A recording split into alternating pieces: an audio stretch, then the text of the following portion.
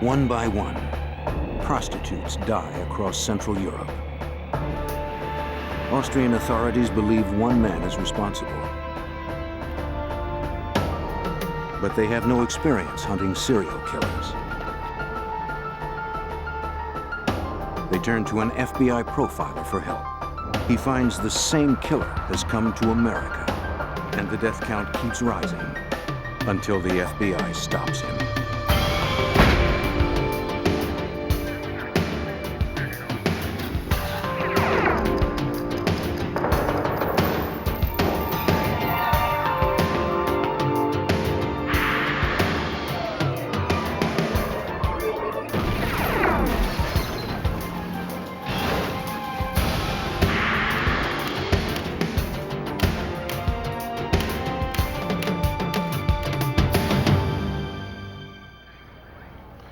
Beginning in 1990, Europe found itself in the clutches of a serial killer.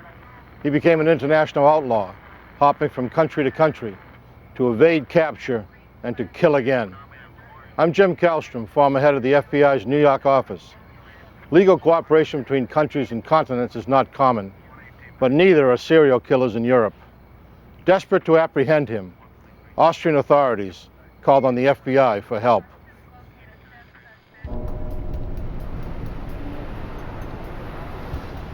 In Austria, the exchange of sex for money has been legal for years. Here, prostitutes walk the streets for men willing to pay for their services.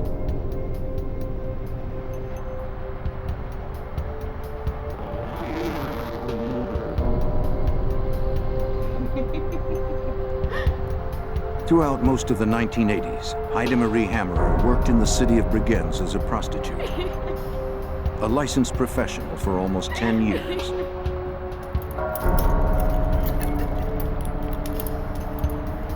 She was used to unusual requests.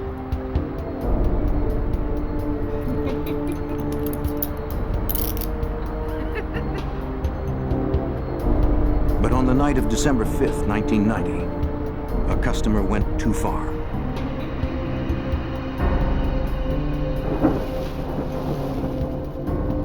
The killer hurriedly redressed his victim. Then he dragged her through a secluded forest some 10 miles away and left her body.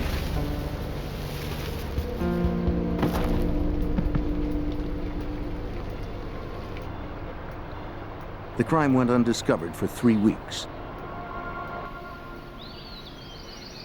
On the morning of New Year's Eve, 1990, a pair of hikers stumbled upon Hammerer's body. Though the body had been left exposed to the elements, the winter temperatures helped preserve the remains. Austrian authorities determined that Hammerer had been strangled with her own pantyhose. Her wrists were bruised from restraints. At the autopsy, they found no sexual discharge on her body. But they did find fibers that were inconsistent with her clothing. She was only the first victim. Over the next several months, 3 more prostitutes died violently throughout Austria. Brunhilde Masser was recovered in a stream bed near Graz. Elfriede Schrempf, also from Graz, was found nearby in the woods. Near Vienna, Sylvia Zagler was discovered in a stand of trees. The women had all been bruised, strangled with their pantyhose, and left in various states of undress, lying face down in wooded areas. The Austrian public was shocked. On April 4th, 1991, the authorities gathered their most experienced investigators to focus on the slayings. Because of the similarities in the 4 cases, investigators reasoned that one person was responsible.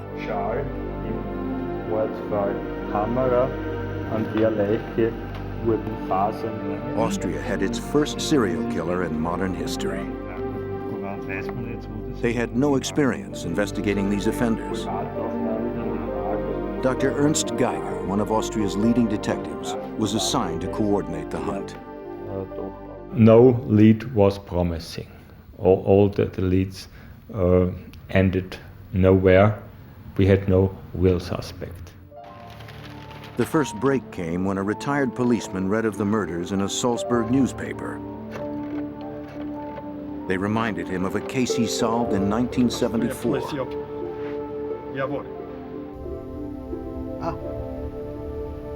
Detective Geiger received a phone call from the retired officer.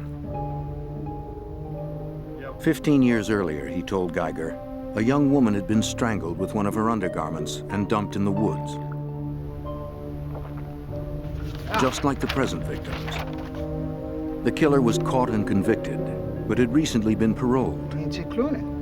Detective Geiger took the name of the ex-convict, Johann Jack Unterweger. Jack Unterweger was paroled after 15 years because he had murdered a young girl before, and while he was in prison, he became a writer, quite a famous writer. But was it possible that this famous writer could be a serial killer? Geiger and his team began looking into the journalist's background. Until 1990, Jack Unterweger had led a difficult life. He was born to a German prostitute who quickly abandoned him. He suffered neglect and abuse, shuttling between various foster situations. As a teenager, Jack began to play out the rage of his dismal childhood. By age 25, that fury earned Unterweger a life sentence.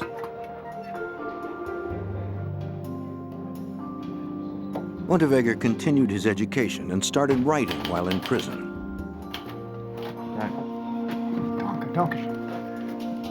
He published letters, plays, short stories, and an autobiography. In the book that became a bestseller, Unterweger painted a tragic tale of himself as victim. Critics and the public alike embraced the author for the apparent honesty with which he confronted his past. The literary community suggested that art had redeemed him. Eventually, the press and the public at large demanded that his life sentence be commuted. On May 12, 1990, Austrian authorities agreed. The 40-year-old Austrian walked out of prison. He was a free man, determined never to spend another minute of his life behind bars.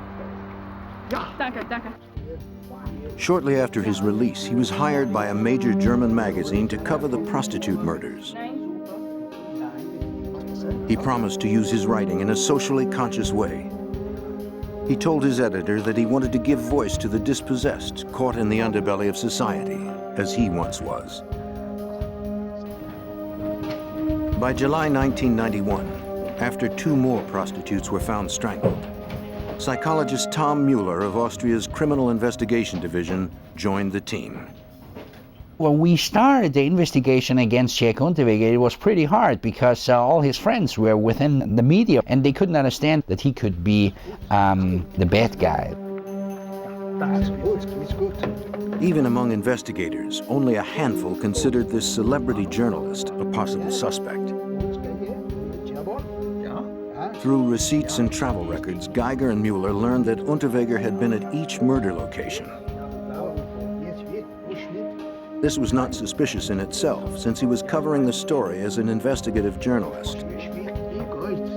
Yet he always reached those destinations before the murders took place. Investigators also discovered that Unterweger had visited Prague in September 1990, just before a Czechoslovakian woman, Blanka Bokova, was strangled with her pantyhose.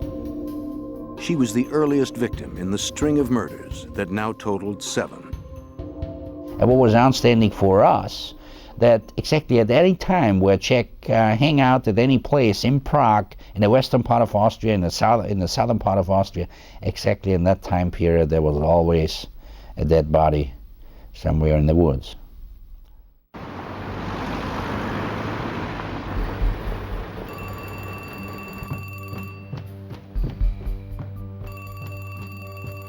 In Austria, another woman, Regina Prem, had been missing for months and presumed dead.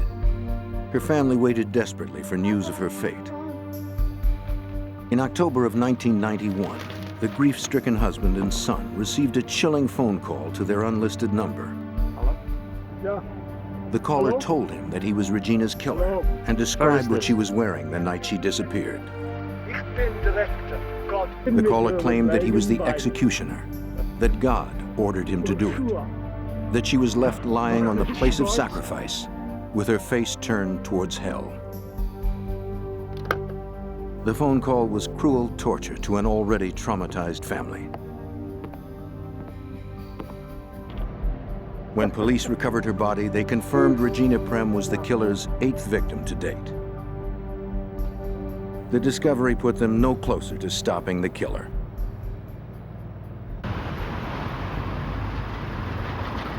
Vienna, October 22, 1991. Austrian authorities questioned Unterweger for the first time.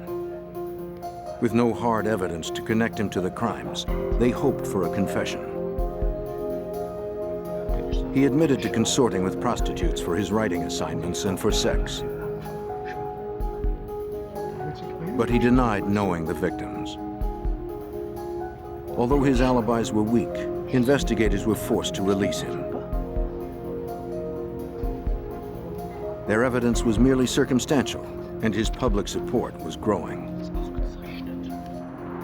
But Mueller and Geiger still believed Unterweger was a strong suspect and continued digging into his past. They tracked down the car Jack drove when he was first released from prison. But it had been a year since he sold it, and the likelihood of finding any usable evidence was slim. The team uncovered little, except a hair fragment. It's good, it's good. Although it was a long shot, investigators sent the hair fragment to the University of Bern for analysis. Enough of the hair root remained for lab technicians to extract a DNA sequence. That sequence was compared to those of the victims. Of the 8 women slain, the DNA from the hair matched the earliest victim from Prague, Blanka Bokova, killed in September 1990. It was a breakthrough. But that only proved the woman was in the car when Jack owned it. Investigators needed stronger evidence. Now back at police headquarters, Geiger questioned Austrian prostitutes.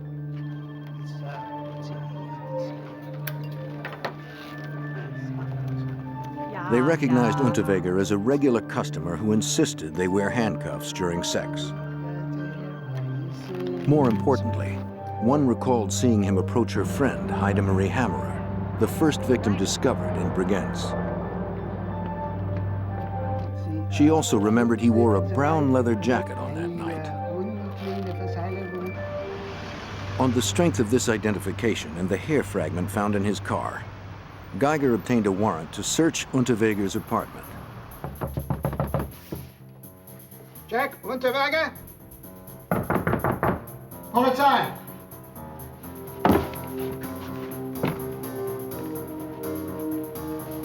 When the police arrived, Unterweger was nowhere to be found.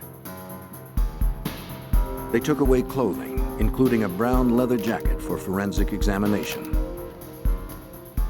Then one of the detectives discovered some receipts in a trash can.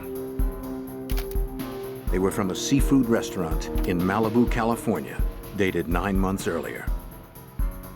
Jack Unterweger had been to the United States. But the apartment search yielded less than the investigators had hoped. They found no hard evidence that directly tied Unterweger to the slayings. Since their case was still too weak to issue an arrest warrant, the investigation stalled. Jack Unterweger was still one step ahead. To stop him, Geiger needed help from those more experienced with catching serial killers. He needed the FBI. The Austrian investigators visited the U.S. Embassy. They met with legal attaché Julianne Slisko, an FBI agent stationed in Vienna. I'm hoping you could help was with the FBI. Slisko called the criminal profiling unit in Quantico, Virginia. Hi, Agent McCrary. She was patched through to Special Agent Greg McCrary. Some killings here in Austria. Now retired, McCrary spent the last 10 of his 25 years in the FBI, pioneering the science of profiling. The Austrians contacted the FBI because they were trying to tap into our experience of dealing with serial homicide investigations.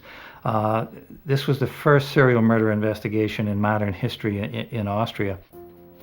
McCrary agreed to assist the Austrians. He would help them determine if one perpetrator could have committed all the murders. When Geiger told Slisko that Unterweger had traveled to LA the previous summer, she authorized a telex to be sent to California to inform local authorities.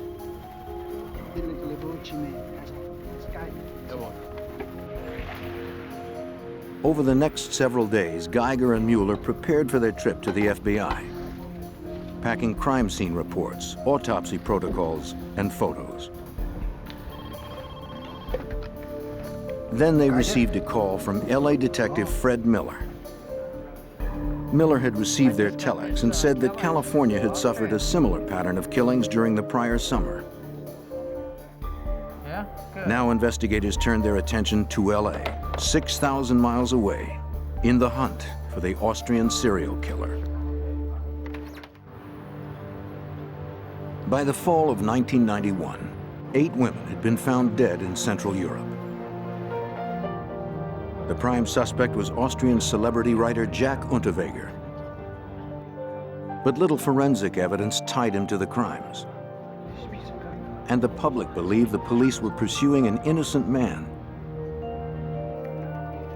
An FBI telex from Vienna to California caught the attention of Los Angeles detective Fred Miller. He and his partner, Jim Harper, had been working for months on a series of unsolved murders. In style and pattern, the LA crimes resembled the ones that Unterweger was suspected of in Austria. This immediately lit the fires, and it was just unbelievable to go all these 8 months and without the suspect turning up or another murder. This was quite a boost to the investigation. The American and Austrian investigators compared notes. The cases were clearly similar. The victims were prostitutes. All had been strangled using intimate apparel, and all the bodies were left in remote locations. Now, Miller and Harper began to reconstruct Unterweger's visit to California. They checked the airlines, car rental agencies, and hotel logs. From these, they created a timeline of his movements. We learned that he came to Los Angeles in June of '91 on vacation, right around June the 2nd or 3rd, and that he left around the 17th of July. In the summer of 1990, Unterweger visited LAPD headquarters. And I'm a journalist, and I am interested. He strolled into the public relations office, presented his press credentials, and signed up for the Ride-Along program. And the Austrian police. This program allows civilians to tag along with police in their cruisers as they patrol the city. Tonight at 8:30 As all Jack's credentials were in order, the request was accepted. It's Jack Unterweger.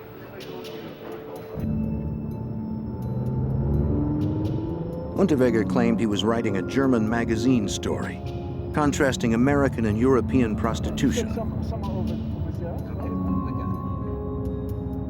He asked to be shown where the city's prostitutes hung out. The officers introduced him to the seedier areas of Los Angeles. Detective Jim Harper explains. I mean, if you come to a city as big as Los Angeles, you know, prostitutes don't hang out everywhere. You gotta know where they hang out. What better way to do that than get a ride along with the police department? Witnesses last saw 21-year-old Shannon Exley in the vicinity of 7th Street and Main Street. What's that you saying? She had been working the streets since she'd run away from home at 16. Her life ended on June 20th, 1991. Her nude body was found with her bra wrapped around her neck. Marks on her feet told investigators she had already been strangled when she was dragged some 50 feet to where she was found. The lacerations across her neck. Medical technicians were able to isolate DNA sequences from the semen of 7 men. But LA detectives had no suspects with whom they could compare the samples. 10 days later, investigators discovered a second prostitute, Irene Rodriguez. She was found behind a tractor trailer, only a mile and a half from where Exley's body had been dumped. Both women had been strangled with their bras, and both were last seen in the vicinity of 7th and Main Street. The detectives discovered that Unterweger was living nearby. We learned that he stayed at the Cecil Hotel, which is located at 643 South Main, which is right on the corner of 7th and Main Street, and that's the location where, close proximity where both our victims were last seen. A third victim, Sherry Long, was found near Malibu less than 2 weeks later.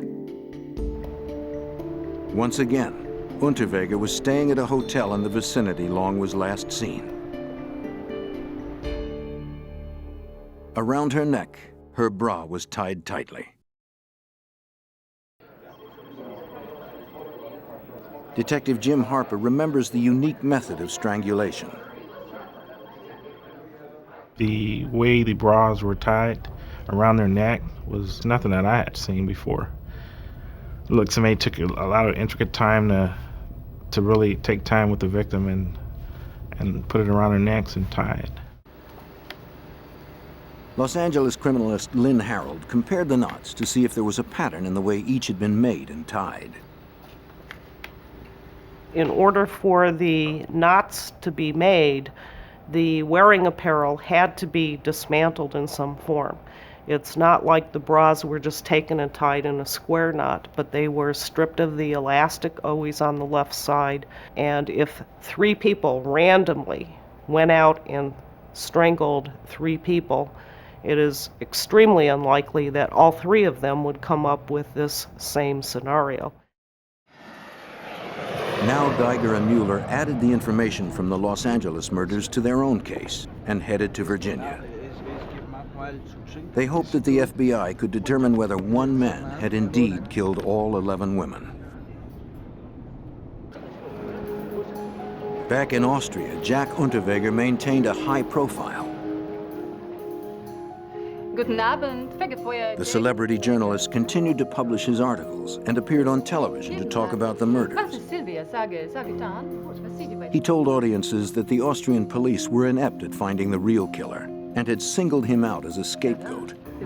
Unterweger claimed that the authorities were determined to send him back to prison, even if that meant framing him for the grisly crimes. Unterweger remained popular with the public at large and in the nightclubs where he was a regular. To his fans, and especially women, he was still charming. He boasted the police had no evidence, only theories. And they would never be able to send him back to prison. In August 1992, Austrian detectives arrived at Quantico, Virginia. They needed an experienced FBI profiler to help them capture the serial killer that had left 11 women dead in Central Europe and California. The Austrians came with 12 boxes of evidence. Report on that. Special Agent Greg McCrary refused to look at any information on the prime suspect, Jack Unterweger. He didn't want any preconceived notions to interfere with his analysis. Instead, McCrary wanted to focus on the victims. I wanted all the case materials on all of the homicides, victimology, a lot about the victims and their background, their history, the method and manner of death, autopsy reports, crime scene photos, everything that was available from an investigative point of view. What we didn't want is suspect information. We just wanted to take an objective look at all of the cases to see what we thought, if they might be related or not, and the type of offender that we thought might be most probably involved in committing these crimes. Let's get to work. McCrary did not presuppose that the crimes were linked. He examined the similarities among the cases to see if they were unusual enough to have been committed by one perpetrator. He began to look for a behavioral thumbprint, a criminal signature in each of the murders. A signature crime analysis is an assessment of the behavioral aspects of the crime, which can in some cases be a single event, but more often it's a constellation of behaviors that are consistent from crime to crime to crime. And this allows us to link crimes together behaviorally based on the behavior of the offender. Yes. McCrary looked for patterns. He examined everything known about the 11 women. How similar were their lifestyles? Almost all the women were prostitutes, except for the first woman slain in Prague. Mr. McCrary, this is a map of Vienna. A companion last saw Blanka Bokova on September 14, 1990, leaving a bar in Prague, Czechoslovakia.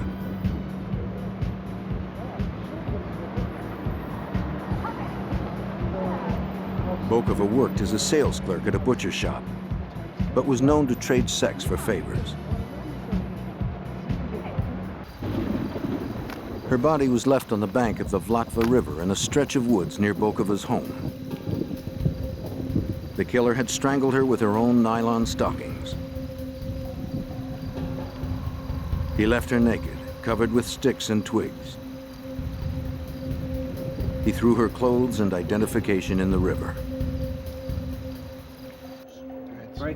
The first victim Austrian police found had been a registered prostitute for 10 years, Heide Marie Hammerer.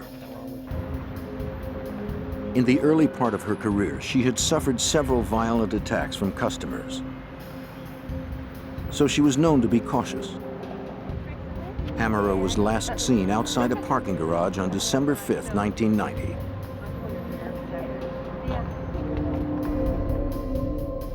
Like the first 5 victims, Hammerer was found in the woods close to water.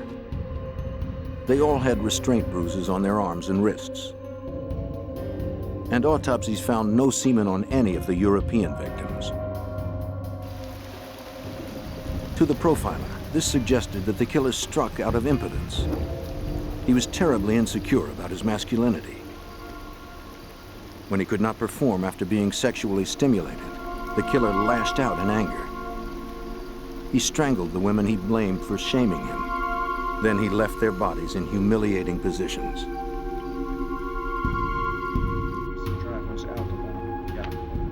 Next, they focused on the LA murder victims. Did they fit the pattern that had been established in Europe? Shannon Exley was found face down in a grassy area near a freeway exit. She was nude except for a t-shirt and a pair of socks. She had been dragged 50 feet from the pavement to the location where she was discovered, after being strangled with her brassiere. Again, this crime, like the others in LA and Europe, showed the killer had preferences and that the violence itself had become erotic to him. It became clear that there was a pattern to these homicides. That there was sort of a ritualistic behavior that occurred in each of these crime scenes. Each woman was similar in nature, either a prostitute or a woman who traded sex for favors. They were on the street when they were contacted, when they were picked up, usually very surreptitiously. No one really saw these women get into a car. They were transported out to an area, they were murdered, the ligature strangled with an article of their own clothing, disposed in a similar manner in an outdoor setting, absence of sexual assault. All right, roughly from where she was last seen. After a week, the study of the victimology convinced McCrary that there had indeed been only one killer behind the 11 homicides. The FBI agent and the Austrian detective spent the following week drawing up a profile of the assailant. The evidence suggested the killer had a good degree of mobility. He was older, intelligent, sophisticated, and an organized offender. To criminal psychologist Tom Mueller, this described Jack Unterweger. I would say Jack was a very, very good example for a typical type of organized offender, and I would say he was a typical example for a natural psychologist. He was able to understand the needs of other people. He was able to come close to other people, to listen to other people, and then to manipulate them. But the geography worked against the theory that there was one killer. The murders had occurred in Czechoslovakia, Austria, and Los Angeles. With minor exceptions, most serial killers stay regional and prey within a comfort zone. But enough time had elapsed between the slayings to permit one culprit to move around. Now the profiler compared Unterweger's travels to the chronology of the murders. And when I overlaid Jack Unterweger's timeline on the timeline of the crimes, they fit perfectly. And that was really a dawning moment, the aha moment, the moment that's really exciting in analysis like this, because now you have a suspect whose movements correlate perfectly with each of the homicides, as well as his prior homicide that he had been convicted for, bearing a lot of similarities to these homicides. We can put him in each place at each time these crimes occurred. And either Jack Unterweger was the unluckiest man in the world to have been there, or he was an excellent suspect. In Austria, Unterweger continued to enjoy his freedom and notoriety. Some women still found him appealing, even though the former convict was a prime murder suspect. This perplexed Detective Fred Miller. One of the interesting facets of Jack Unterweger was that he could carry on a normal relationship with a female and still be this cruel and murder other females. High school student Bianca Mrak was one of those that fell under his charm. The impressionable 18-year-old met Unterweger in a wine bar where she worked as a waitress. She was flattered by the attention from the celebrity writer. He told her he was tiring of all the publicity in Austria and might leave the country, maybe to Switzerland. She agreed to go with him wherever he went.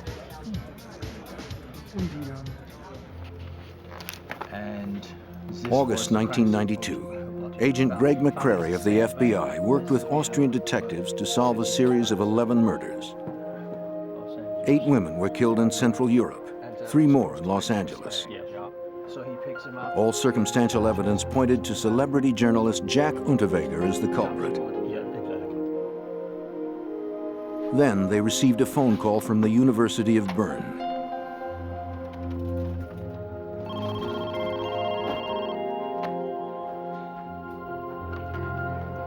Austrian lab technicians had completed the fiber analysis of clothing confiscated from Unterweger's apartment weeks before. The inspection had yielded results. Fibers from the lining of the brown leather jacket matched those on the body of Heide Marie Hammerer, the first prostitute found. It was hard forensic evidence that tied Unterweger to one of the victims. But investigators wanted to conclusively link the suspect to all the victims.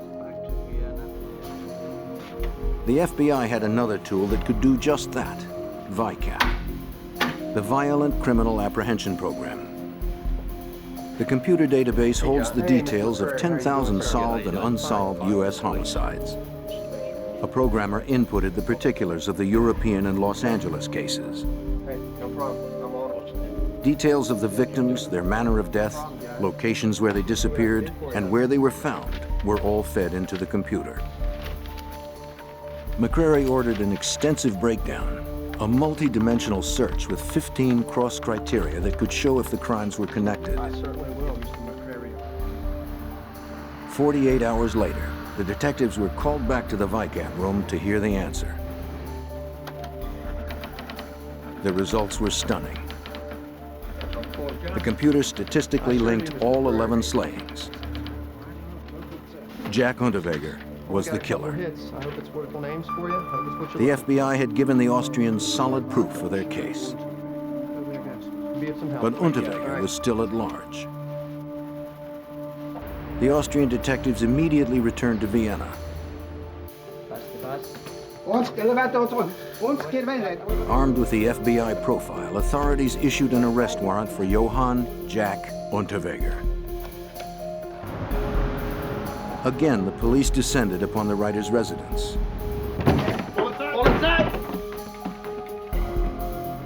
But Jack was gone. He had abandoned his flat. Geiger called his office and ordered his team to check all of Austria's ports of exit. Within hours, all train stations and airports were canvassed. But they found no sign of Unterweger. The serial killer was gone.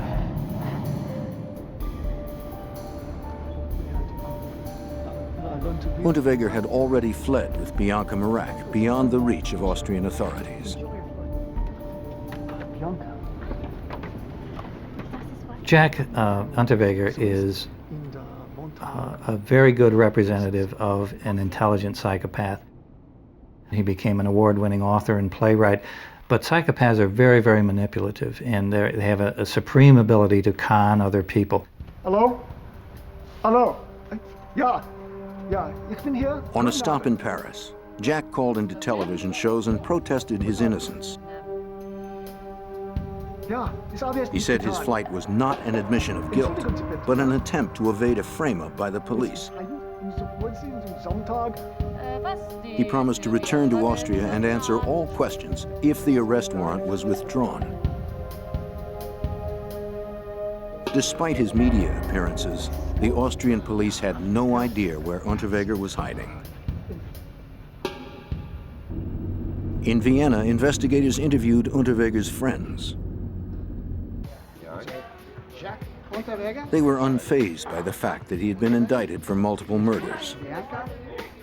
They said that Jack had run off for a holiday in America with Bianca Marak, a former waitress from the wine bar.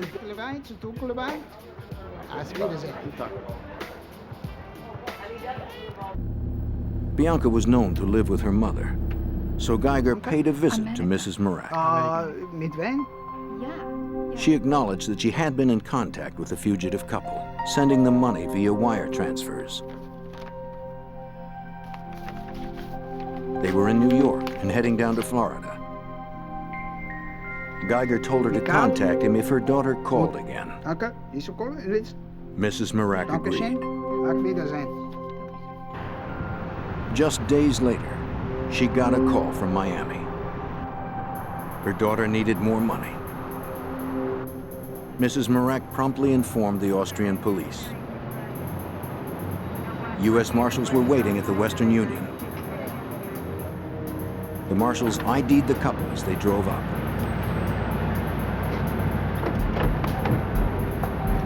U.S. Marshals, you're under arrest! U.S. Marshals, you're under arrest! Unterweger was quickly apprehended. It's not right. He was jailed in Miami to await extradition. Both the nation of Austria and the state of California wanted to prosecute him. LAPD detective Fred Miller began conferring with his Austrian counterparts. After Jack's arrest in Miami, we dealt almost on a daily schedule with the Austrian authorities, trying to put the information they had on their murders together with the information on the California murders. The Austrian authorities made trips to Los Angeles. They provided us with whatever materials we needed, photographs of the crime scenes, information on their victims, information on Jack. About 2 miles, yeah. The Austrians wanted to prosecute Unterweger in their court for all 11 murders. But they knew that would be difficult. The Austrian public perceived Jack as a celebrity. Detectives would have to convince them that Jack's private, evil side was the reality. Special Agent Greg McCrary explains. What's interesting with Jack, if you look at different pictures from different parts of his life, many times he's nattily attired with a bow tie and has this almost young, innocent-looking face. But then if you see him with his shirt off and you look at these really diabolical, involved prison tattoos that are typical of the more violent psychopathic offenders you have in prison, you see the dichotomy between Jack's outward appearance and the inner psychopathology becomes more apparent. Always try to get The LAPD detectives obtained a search warrant for tissue samples from the prisoner. In Miami, a technician drew blood, took hair samples and swabs of saliva for DNA testing. The samples were sent back to a Los Angeles lab for analysis. His DNA matched that found in the semen from Shannon Exley.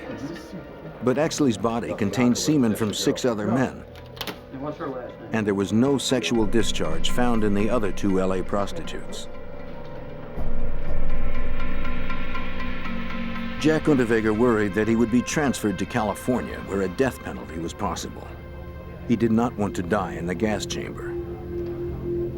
But if he went back to Austria, he could be tried for the crimes on both continents. Criminal psychologist Tom Mueller explains. If an Austrian citizen is committing a crime wherever in the world, the Austrian law is responsible for that guy. So the American authorities gave the clearance to bring Mr. Unterweger here back to Austria. But Unterweger could delay this by fighting extradition. LA detectives pressured him. They assured Unterweger that he would be found guilty in California and reminded him of the state's death penalty. Fearing the gas chamber, he agreed to deportation. You'll sign the extradition. Despite the evidence, he still enjoyed popular support at home. And Unterweger believed he could persuade a jury that the authorities were wrong. But the Austrians were betting on the FBI profile. When Jack Unterweger returned to his native Austria, he faced 11 counts of murder.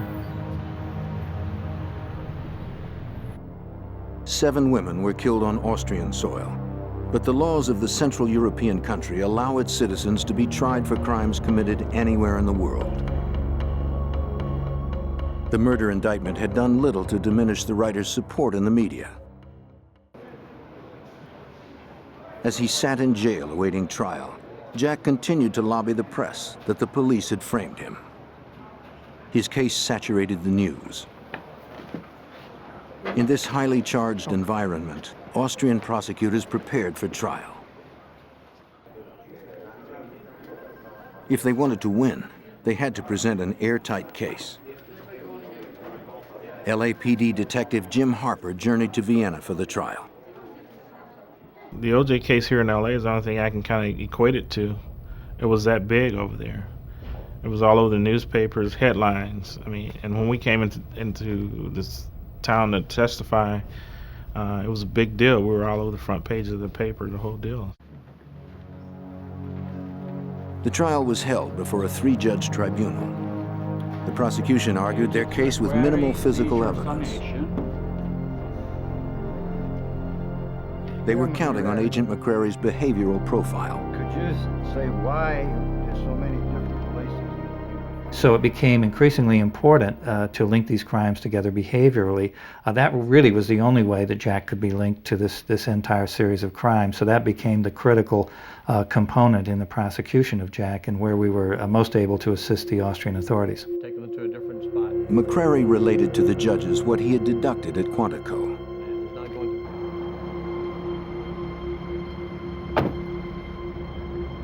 The killer always chose prostitutes, or those who traded sex for favors. He was criminally sophisticated, older, at least in his late 30s.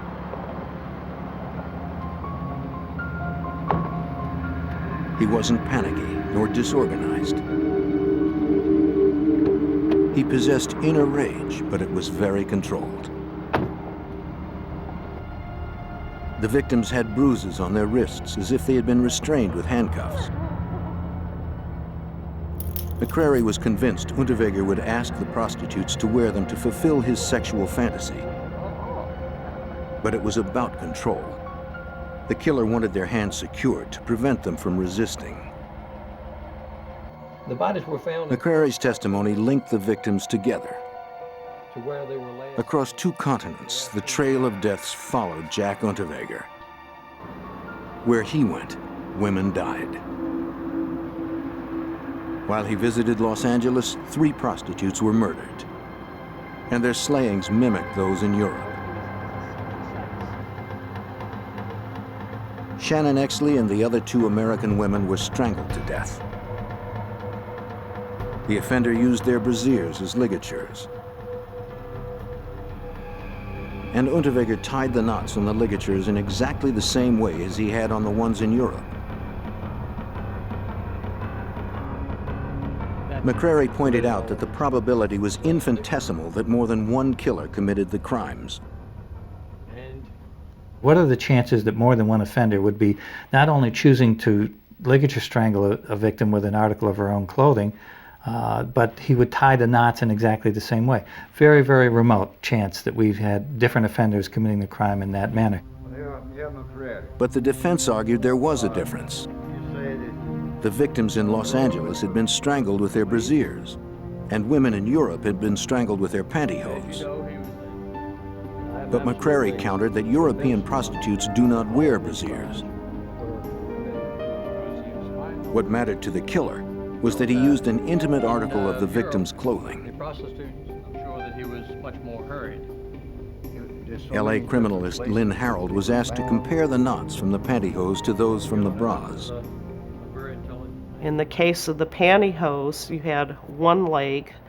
The second leg was double backed on itself and used as the third segment for the weaving or braiding, in a manner extremely similar to one of the bra cases where the 2 pieces of elastic formed 2 segments and the left strap was pulled through as the third braid. In all, the trial lasted 2.5 months.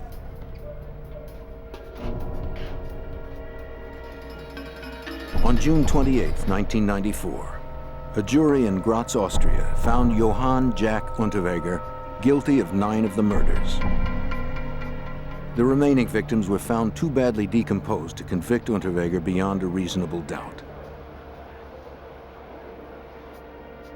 The verdict meant life in prison to a man who swore he would never spend another day behind bars. And he never did. Unterweger strangled himself with a nylon cord stripped from his uniform. We normally think of suicide as coming from depression or someone who feels shame or guilt or remorseful in some way. This is not at all what was going on when Jack committed suicide.